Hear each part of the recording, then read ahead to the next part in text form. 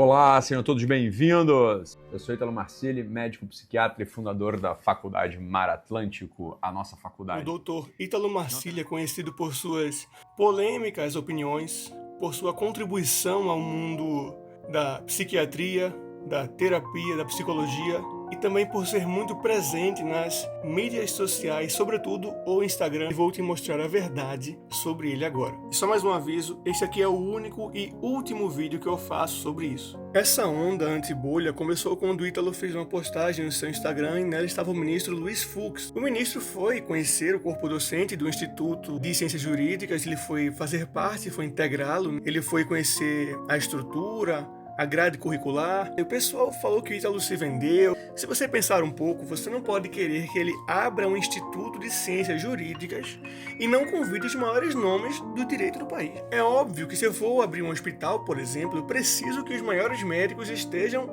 integrados nele, mesmo que possuam opiniões morais, éticas, diferentes das minhas. O Ítalo ia abrir um instituto de ciências jurídicas, né? Eu falo dele que abriu, mas não foi só ele, foram outras pessoas também.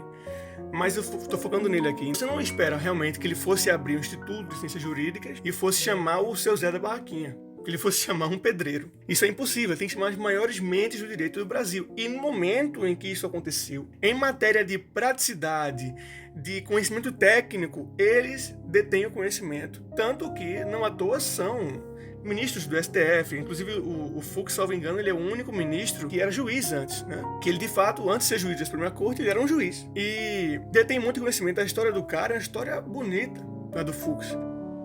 Do meu saudoso pai Mendel Fux, porque ele foi um grande educador enquanto vivo. Agradeço a ele pelo conselho mais relevante da minha existência. O ano era 1977. Era noite. Ele veio até mim para me desencorajar de emigrar para o exterior, de onde surgiu uma excelente oferta profissional. Pediu que eu aqui permanecesse para devolver ao Brasil o acolhimento do seu exílio da perseguição nazista e para retribuir a educação gratuita que eu obtivera no meu querido, no meu estimado colégio Pedro II e na Universidade do Estado do Rio de Janeiro. Hoje, eu acordei com a sonoridade daquela voz firme e aquele olhar profundo. Filho, você não vai para o exterior, não. Você não vai. Você vai ficar aqui para devolver ao Brasil tudo que este país fez pela nossa família. Eu rogo, Pai,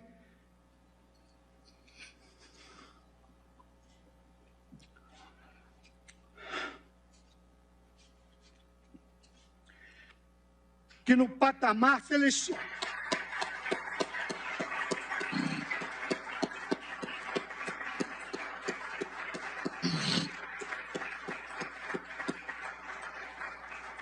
pense também que você não pode querer abrir um banco e chamar um surfista para o banco. E você não pode querer chamar um banqueiro para o banco que tem o mesmo pensamento perfeitamente alinhado com o seu. Entenda que o mundo real não é assim. As pessoas têm que entender que existem coisas maiores do que elas pensam. Então, é muito mais importante para o Instituto de Ciências Jurídicas ter uma pessoa fora do espectro político da direita, algo do tipo, que integre o corpo docente, que integre o marketing do time, colocando a sua cara à disposição. Por quê? A sua face à disposição, porque essa pessoa, no caso do Fux, ele vai chamar não somente as pessoas que já estão com um pensamento mais ou menos alinhado com o público do Ítalo, como também as pessoas de fora. Então, uma pessoa que se enxergue, por exemplo, no espectro de esquerda, ela vai poder também estar integrando esse instituto aí, porque ela vai ver um ícone, né, um nome muito forte do direito. Existe uma história no qual o Ítalo fala que existe uma elite espiritual, uma aristocracia espiritual, da qual ele faz parte e que ele é descendente de papa, de santa. Na verdade, isso não muda em nada na vida de ninguém. Não muda em nada. Você vai continuar acordando de segunda a sexta-feira cedo pela manhã porque você é CLT. Desde quando eu acompanhava há 4 anos, eu sabia que ele não era perfeito. Se você percebeu isso agora, parabéns, você encontrou um defeito de uma pessoa. Imagine quantos defeitos não tem ainda, porque todos somos imperfeitos. O único perfeito que pisou nessa terra foi Jesus Cristo. Eu, você, seu pai, sua mãe, meus pais, todos são imperfeitos, são seres humanos. mantém um site, um aplicativo de plano de vida que está online até hoje, com vários áudios, várias aulas. É um plano de vida espiritual. Se fizer parte do plano de vida do aplicativo dele, que é gratuito, você já está no lucro. Você não precisa consumir nada, nenhum curso, pagar nada, é só se cadastrar e entrar. Vale ressaltar que eu não estou aqui defendendo o Ítalo, eu não sou o seu advogado, não. Eu só estou respondendo algumas coisas que eu vejo que para mim são injustiça. Julgam muito ele porque ele disse em uma história que ele é preferido de Deus. E aí pegaram e falaram, olha, isso é mentira, esse cara se acha mais que todo mundo. Bom, eu sinto muito decepcionar você. Mas o Jesus só andou com 12 pessoas. Eu não sei se você estivesse vivo naquela época, você andaria com ele também. Se você seria um escolhido, já que você fala que não tem, eu não sei se você andaria com ele também. Entenda que existem preferências sociais, as quais não podemos explicar. Então você não pode explicar por que, por exemplo, o Albert Einstein ele nasceu com um QI acima da média. Você quer dizer que ele mereceu esse QI? Existem pessoas melhores que nós. Eu não estou dizendo que o Ítalo é melhor que nós, estou falando que passou em medicina aos seus 16 anos, já se formou lá fora também, foi morar com o Olavo de Carvalho, é um cara que tem uma boa oratória. Do mesmo modo que existem pessoas que se distinguem das demais pessoas por habilidades específicas e podem dizer, bater no peito e falar que são escolhidas por Deus, são preferidas. Dizer que o Messi não é preferido de Deus no futebol. Do mesmo modo que Cristiano Ronaldo foi abençoado com o dom do futebol, obviamente, e também com o esforço. Existe uma hierarquia. Os anjos, os arcanjos, querubins, serafim, na vida também. Então, quando você não aceita que existem pessoas melhores que você está totalmente confuso. Se não houvesse pessoas melhores que você, o princípio de pai, mãe e filho não existiria. Porque seus pais só podem educar você porque são melhores que você. Em matéria de vivência, digamos assim, empresarial, de vivência empreendedora, se for aplicável também. Será que essa história que ele fez invalida tudo o que ele lhe falou? E só para complementar, as pessoas querem também utilizar a nomenclatura de preferido de Deus como uma pessoa que sofre muito. Mas existem pessoas que sofrem muito na vida e não são escolhidas por Deus, pô. Tem pessoas que sofrem muito, mas que são pessoas horríveis. E tem pessoas que não sofrem, que são escolhidas por Deus. O Ítalo teve primos cujo pai os matou e depois se suicidou.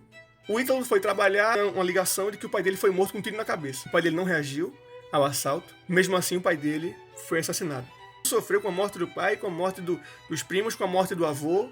Ele estava presente na sala do avô, enquanto que o médico fazia uma cirurgia no crânio do avô. Estava presente na sala do tio dele, quando o médico foi ver o corpo do tio dele, quando o médico batia no corpo do tio dele. Ele teve o carro uma vez metralhado.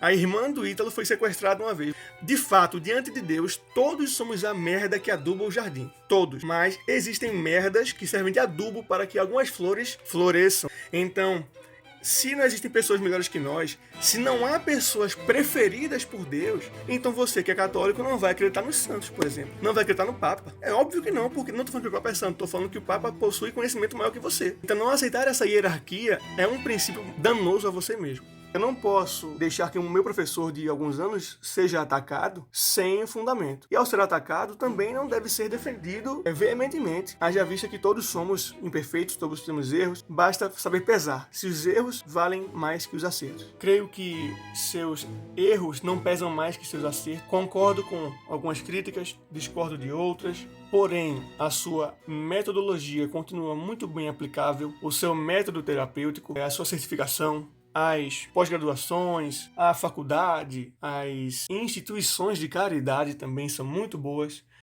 Eu sou médico e já durante a faculdade de medicina eu comecei a estudar filosofia, sobretudo as questões relativas à antropologia. Quando o sujeito ele consegue formar conceitos, ele se torna uma pessoa com possibilidade de estabilidade. Eu vou apresentar para você uma visão de mundo amplo, o lugar onde acontece a nossa história e a nossa vida. Por que a gente fala que os homens são animais racionais e não os cães, ou as tartarugas, ou as borboletas? Porque eles não hierarquizam uma dimensão chamada realidade. E é assim que funciona o mundo, pô.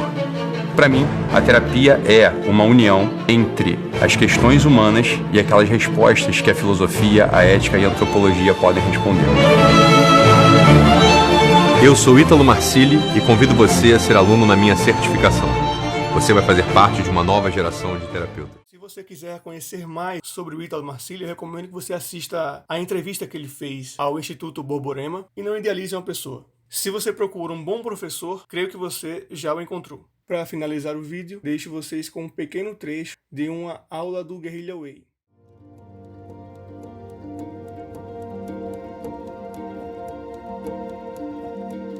Presta atenção, então olha só. Se você é amiga daquele pessoal religioso, raditrad, né? Que gosta das coisas certinho, gosta de missa antiga, não sei o que, o caralho, blá. Esse pessoal, assim, eles são muito opressivos. Muito opressivos, assim. Eles acham de... Eles não estão falando deles mais, mas assim, há algumas pessoas que acham que é a gente que se salva. É Deus quem salva, no fundo. A gente faz uma parte da história.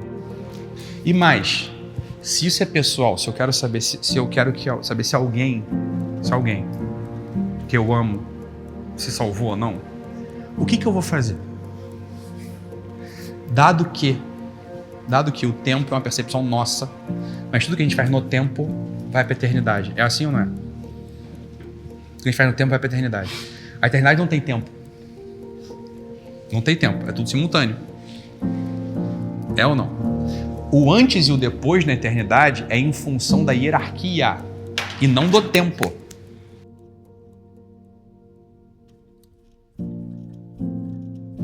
O antes e o depois aqui nesse mundo é muito em função do tempo, não é?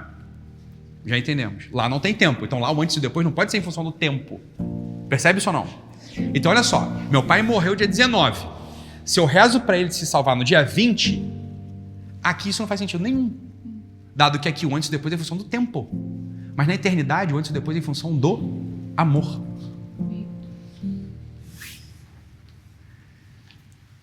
Então a minha oração depois da morte de alguém, dependendo do amor que ela seja feita, ela importa para que Deus salve aquela pessoa ou não. Mesmo depois. É porque já, se eu tenho um amor mesmo, lá não é depois, lá é antes. Nossa. Sacou ou não? Meu Deus. Um bebê. Não é isso? Titi. Então eu perdi um bebezinho. Ou, sei lá, ou eu fiz um aborto. Depois eu entendi. E depois eu desejo ardentemente que aquela criança fosse batizada, e ela seria batizada se eu soubesse de tudo, e eu rezo para aquela criança. Deus entendeu a intenção. E é assim, não é? Quer dizer, se eu estou indo me batizar e morro no caminho, eu estou batizado, que é o batismo de desejo. Não é isso? Percebe? Então é claro, a gente aqui, enquanto a gente está aqui nesse mundo, a gente pode interceder, porque entendeu já.